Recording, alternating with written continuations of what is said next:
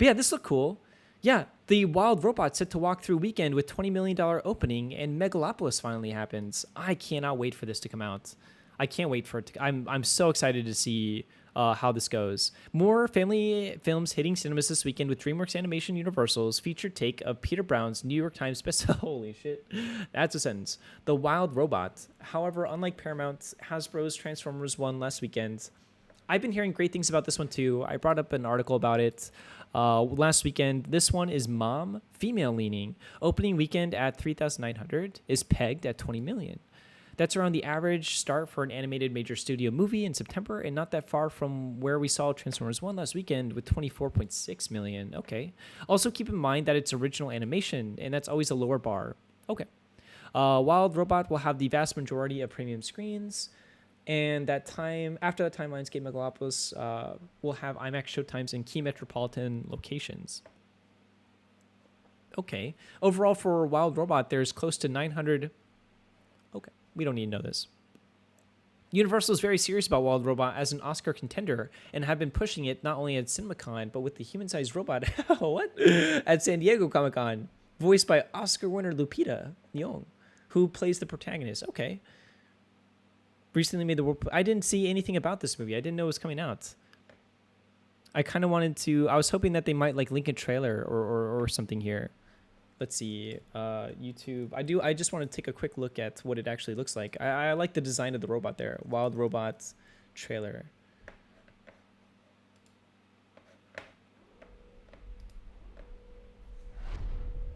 Yeah, that looks cool.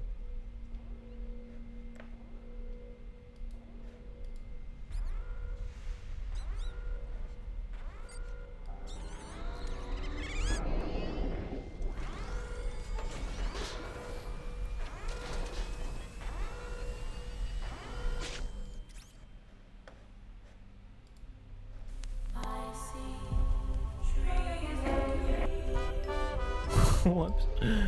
What is going on here? I love how this looks.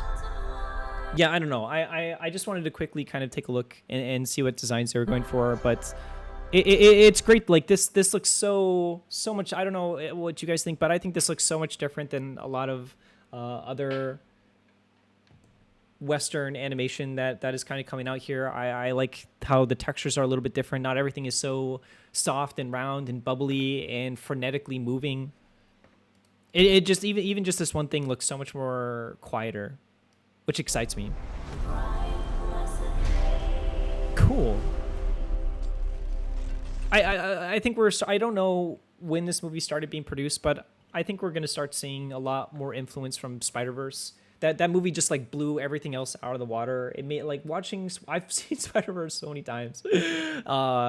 And I really feel like after watching that movie, you fully understand how little other things are innovating and just how much you can really do and how exciting these movies can be if you take a little more risks visually.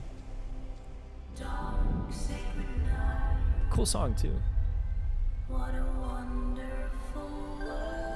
Oh, I liked it.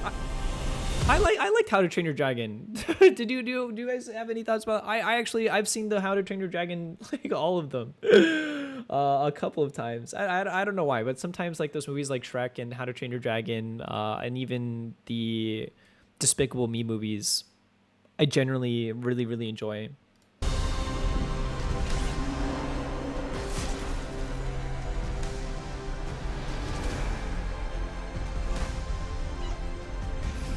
Cool.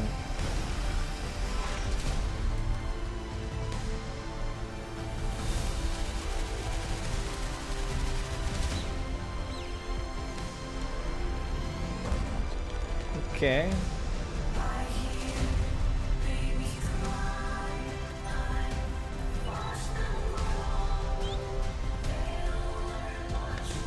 Oh my god.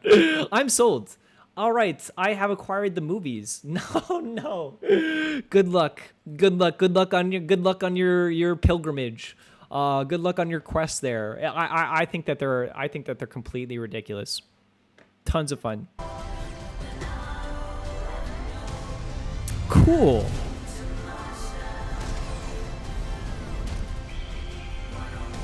I just realized what song they were doing though. This looks great. I agree. This looks absolutely incredible. I'm pretty sold. I like how everything looks.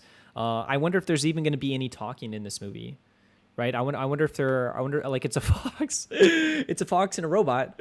I wonder if they're even going to talk. That'd be fantastic. Let's see if we can even kind of look here, just at the textures and stuff. I feel like they look a little more unique. You can kind of see right there too. Okay. Discover. Cool.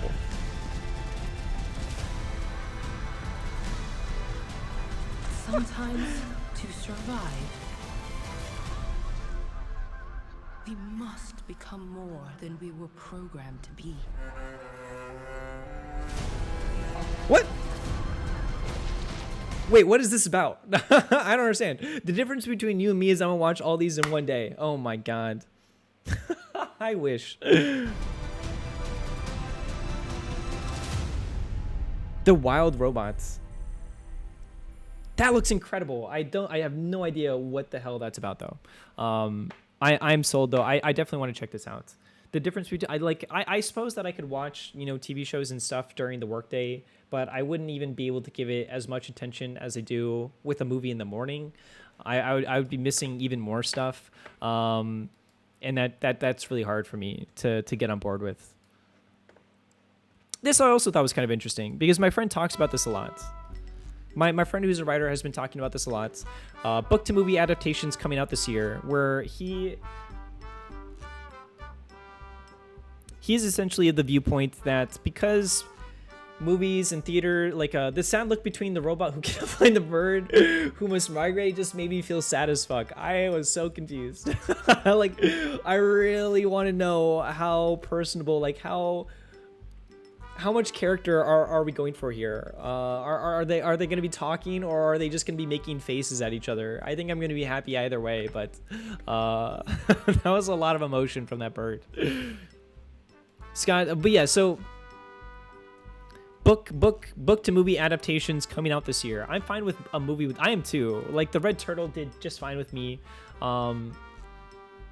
I feel like I just need to give the Red Turtle more time. I need to watch the Red Turtle again and have everything in context and probably be a lot more awake. That was another instance where I was pretty tired while watching that movie, and it was not keeping me up. Right? Twilight is something that instantly is like, what is happening? But with the Red Turtle, it's a lot slower. It's a lot harder to keep eyes on it at all times, I suppose. My friend brings this up a lot though, where he's been saying that he expects and is observing a big resurgence in books being sold and read by people simply because of how homogenized or tentpole modern movies are becoming, and how most of big budget wide-reaching movies are generally franchises or some kind of previous IP, some kind of remake, something like that. And people are craving new stories, so they are going to books instead, which I think to some extent might be true. I think he does have a point there that people are looking for at other mediums to find more unique stories. I do wonder though if television might be the bigger replacement for that, or people are watching shows like even like Stranger Things, even like Stranger Things or The Haunting of Hill House or Succession, The Lord of the Rings of Power. Like a lot of money is putting into those shows for a reason, and that might just be because more audiences are watching there instead. But he's at least been observing from his point of view an increase in books, an increase in interest. Scott Westfield's Uglies will arrive in film form on Netflix, starring Joey King. 24 has seen several big book adaptations dominate the box office: Dune and It Ends With Us. I would love to see more book adaptations too, right? And instead of, I don't know, a lot of stories are already adaptations, but read on this, I don't know. We'll see. Wicked, Night Bitch, what? The Tiger's Apprentice, Argyle. Didn't they already make this? Argyle starring, or is that coming up? Spaceman. Wait, what? How old? And more starred in Netflix. Okay, these are This is a list coming out this year? What do you mean? Didn't that already come out? This already came out. How old is this? September 24th, book to movie adaptations coming out this year. Several other well-known books have transformed. Read on for a list of this year's book to movie. Okay, this year's coming out this year. Okay, sure. I've been enjoying recent book adaptations.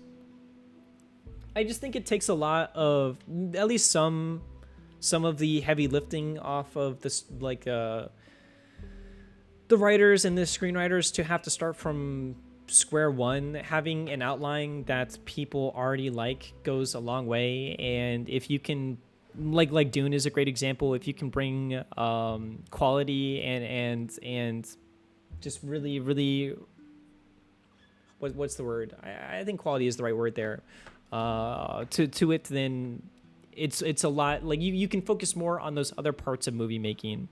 Like every single one of Kubrick's movies are adaptations from a book, every single one, and he's one of the most regarded filmmakers of all time, and I think that was a really smart choice to look at a story, identify what you like about it, and accentuate those things in a movie.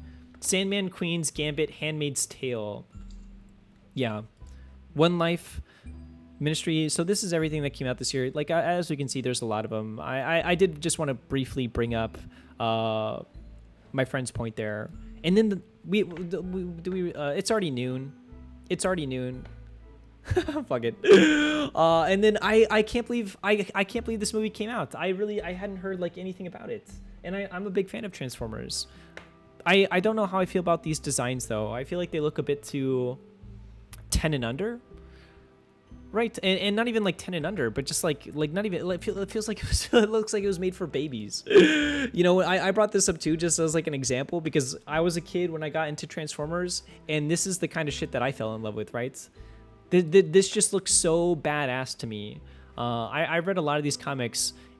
I'm a non-Michael Bay Transformers. I think that's maybe the most exciting part, because those looked visually like vomit. I it's hard for me to look at that movie. I couldn't even make it through it, to be honest. I turned it off. It was giving me like a headache back when I tried. But these images just don't look as soft or as for everyone. And this was still for kids, right? Like I loved these. They everybody looked so badass, and it was a little bit darker, but still for kids, right? I'm just really resistant to this idea of kind of like softening everything. I'm not that big of a fan of these designs. I still think they look a lot nicer than the Michael Bay movies, and I've heard great things about this too. Yeah, I still want to check this out.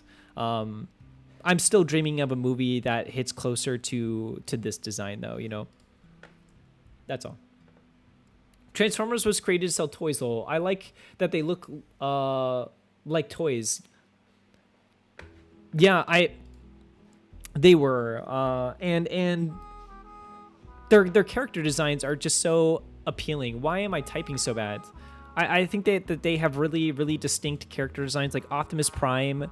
I love how bulky they are, how mechanical they are, and how badass they look. This whole face thing and the color scheme looks incredible to me. And I genuinely find the lore pretty fascinating. Like they're from this Cybertron world that's like a giant robot in and of itself, and they have all of these things about. There was like a little bit of spirituality, if I remember it correctly, at least in one of the comics here. These are probably in the same vein as Teenage Mutant Ninja Turtles, which is also started out as like a product, I think. As we've seen from Barbie, though, that's not necessarily like. Doesn't box it in or make it any less interesting than an actual or like just like a comic that comes out of its own. $30 million ups. Transformers 1 will keep the domestic, but like I feel like it's harder to sell these types of. I feel like it's probably harder to sell this type of toy too, right? If you're gonna market this as a toy, I feel like it's a little harder to sell this design, even just making it. But yeah, previews. This just came out Wednesday at 7 p.m. For benchmark purposes, the highest opening for an animated movie in September belongs to Sony's 2015 Hotel Transylvania. Okay.